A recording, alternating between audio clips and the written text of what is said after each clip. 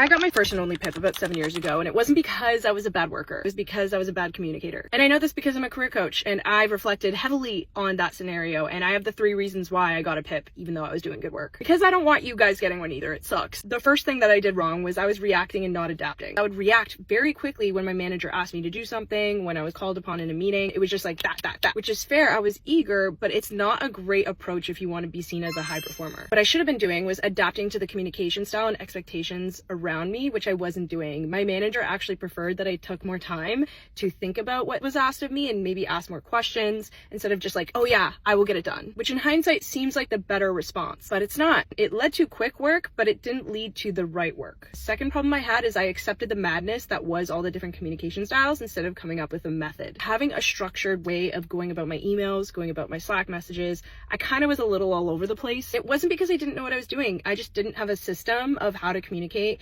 for people to know what to expect of me, and it just felt very unpredictable. There was a lot of mental chatter going on. The last thing is something I'm just gonna admit because who cares, it's 7 years ago. I was a procrastinator, so I was not proactive. I just worked well under pressure. Unless the stakes were high when it came down to the work, I didn't really feel the sense of urgency to be on top of it and be proactive. Sure, I would get the work done, I would hit my deadlines, but I wasn't really showing a proactive mindset, and it seemed a little rushed towards the end if it wasn't something that was like super urgent. I was told working under pressure is a skill and it is of value, but I was lacking that proactive approach. This advice should not only help, it should keep you as far away from a PIP as possible that you might even get a promotion. Coming from someone who's been promoted several times after getting that PIP.